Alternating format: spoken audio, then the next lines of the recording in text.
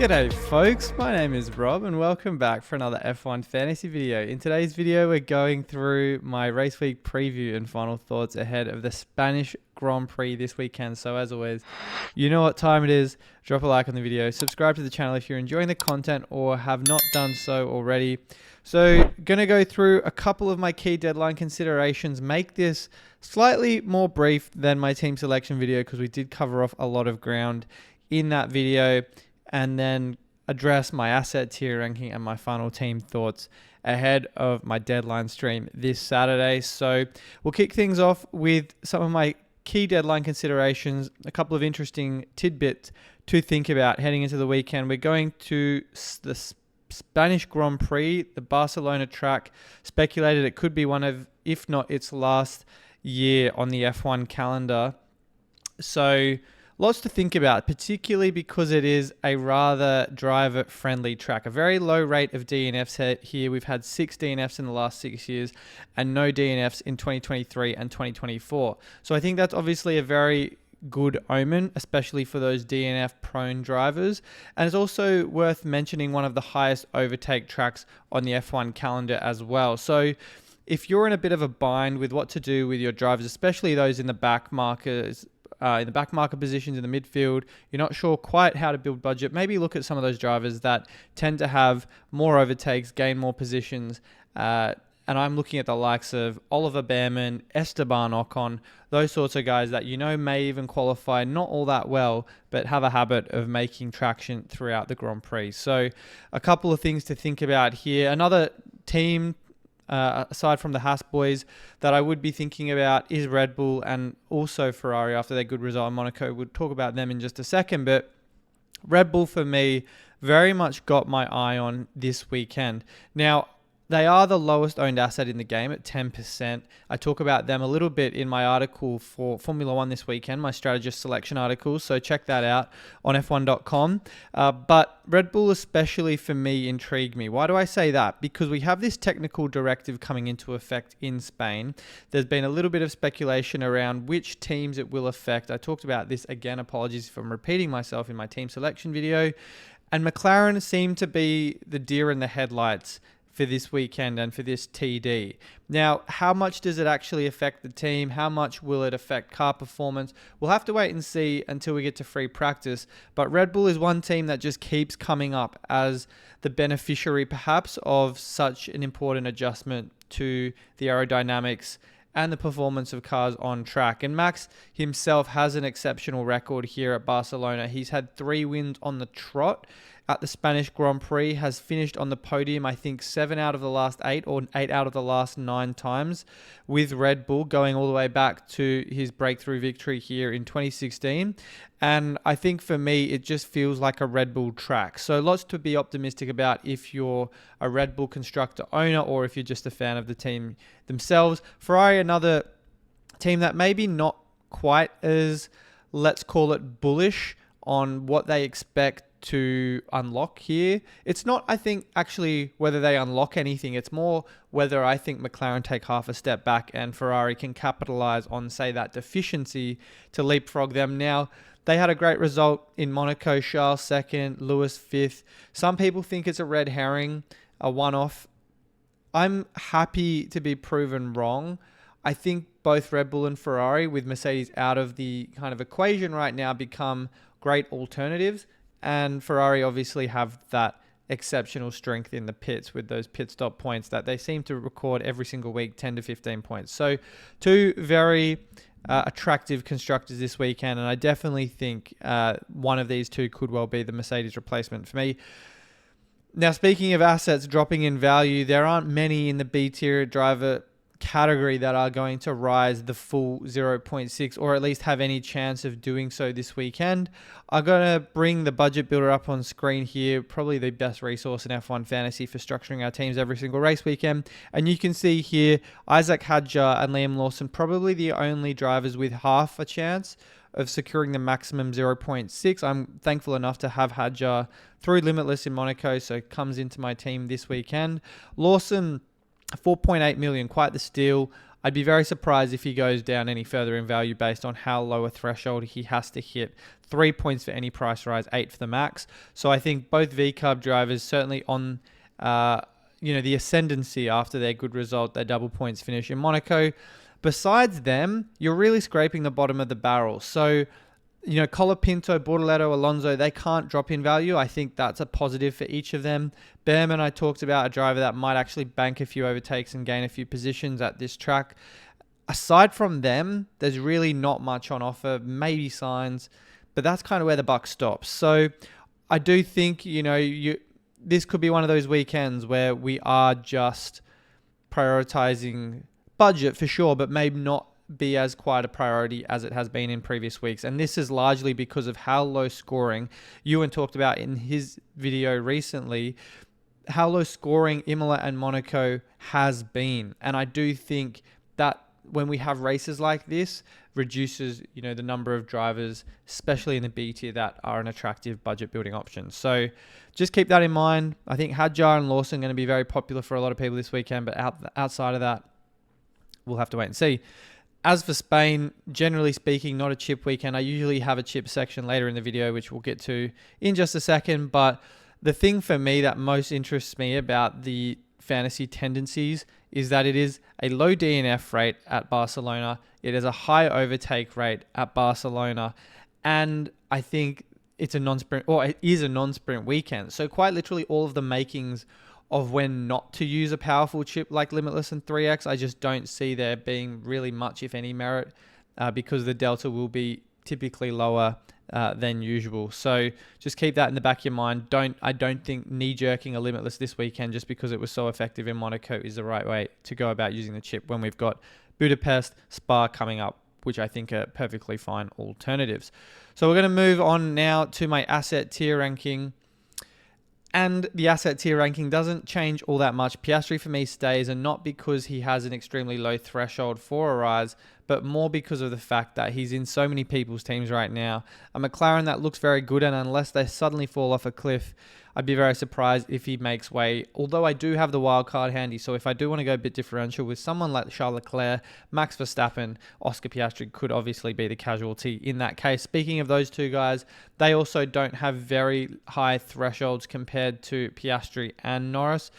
Leclerc only needs 26 points for the max rise. Not impossible in this improving Ferrari. Max 31 at Spain. Again, he is an absolute juggernaut at this track. So 31 probably doesn't seem like a heavy lift for him if he's back on the podium as per usual. Beyond that, Piastri needs 35 points for 0.3 to go up. So I don't know if he'll reach the 0.3. I feel like this might almost be a weekend to gamble against him.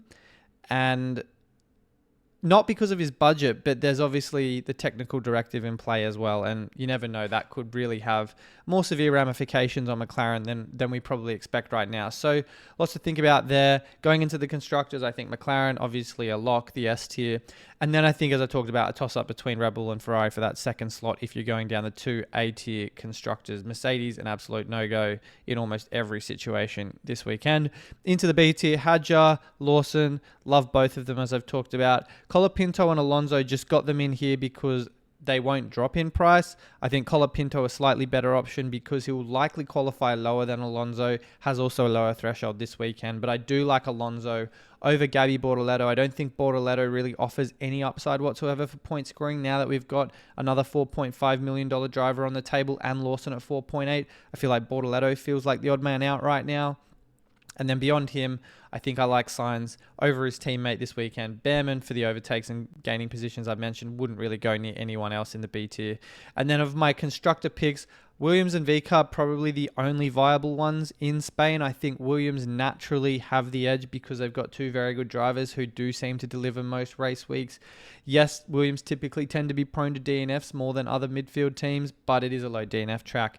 And for them specifically, don't really need all that much to go up in price. 4 points required for the maximum 0.6. Can they build on their 7 races in a row streak of $0.6 million rises? I think so for Williams. But yeah, Sauber, Aston Martin, Haas, Alpine wouldn't touch with a 10-foot pole.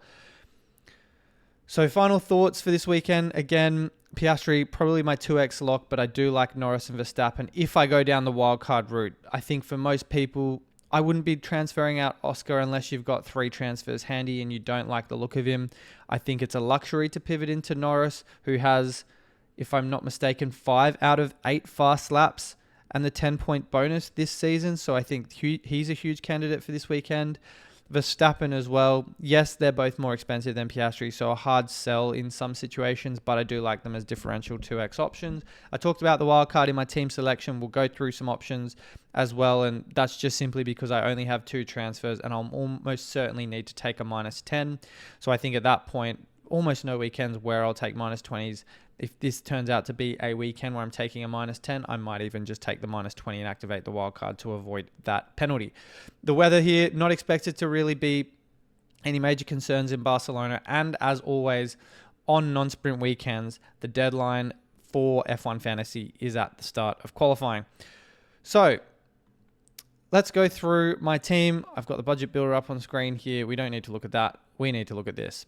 So I think for me, I've narrowed my choices down, I think, this weekend to Red Bull and Ferrari, unless Williams, for whatever reason, turn in absolute bangers after bangers in free practice 1 through to 3. Why do I say that? Because it just feels a bit awkward to have either triple Williams in my team or Piastri, Leclerc, and then McLaren, Williams, and 3 $4.5 million assets.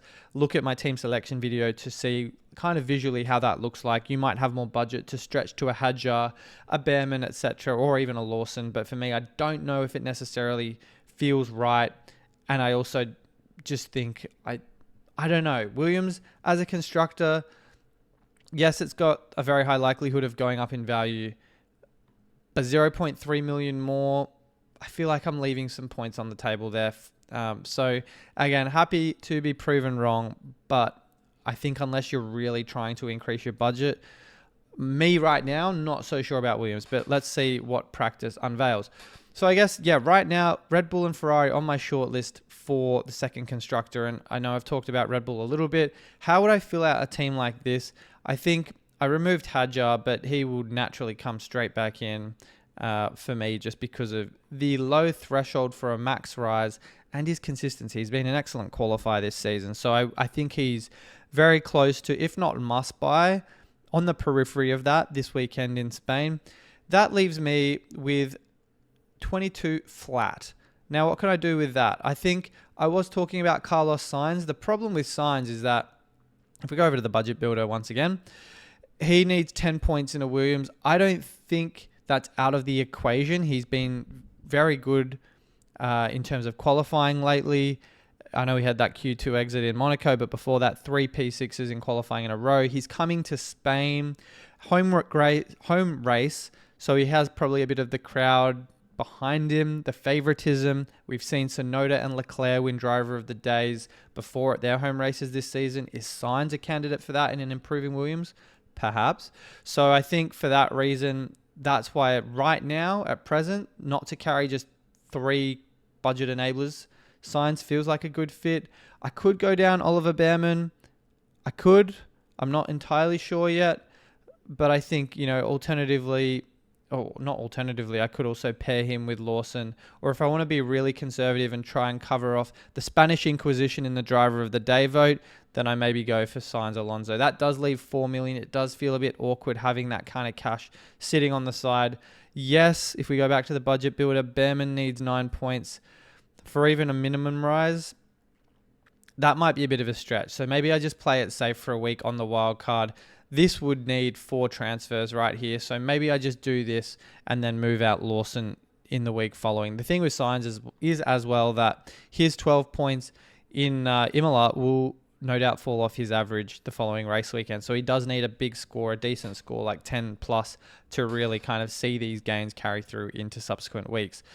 So that's my team with the Red Bull makeup. There is the Ferrari makeup. And again, plenty of combinations to deliberate on. I think it probably will be something quite similar to what you see on screen here. I wasn't so high on Lawson in my team selection video, but I think I'm coming around to the idea of him more so just for the easy get for budget. Carry 2.7, I don't think that's the end of the world. Alonso could be Colapinto in this situation as well. I just want to quickly talk about some 2x alternatives. Yes, Piastri, as I said, seems like a set and forget for people who don't have more than 2 transfers this weekend. But if I wanted to go down somewhere like Max, let's say, for instance, Red Bull do look very strong in free practice. So Tsunoda, the obvious risk. I'm 0.6 short of this lineup. But if you can get the budget to stretch to something like this, I'm actually quite fond of it. Now, if we wanted to go one step down and put Max in here, we'd have 8.1 to spend.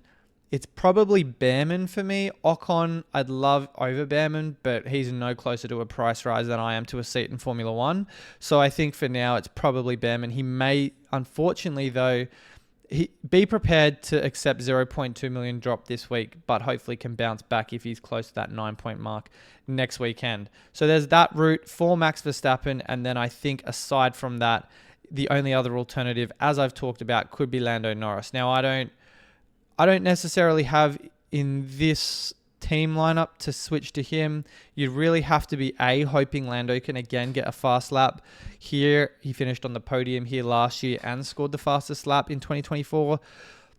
So if you're confident Lando can turn in something decent like that, then I think, this could be an option with Colapinto. It just feels very top heavy and very bottom heavy with 2 4.5s, 2 V carbs. I just think, I don't know, maybe Lando, but I think on non-sprint weekends, the delta between him and Oscar Piastri is not that much. So lots to discuss. Lots to discuss indeed, and just as my luck would have it, audio disconnected with 10 seconds to go in the recording, so just wrapping up the outro here. As I said at the start of the video, I will be back for another deadline stream this Saturday, 2 hours before qualifying, so do drop by if you want your questions answered and your team selection dilemmas resolved. But as always, guys, drop a like on the video if you enjoyed the content. Have a great rest of your day, and I will see you all very soon.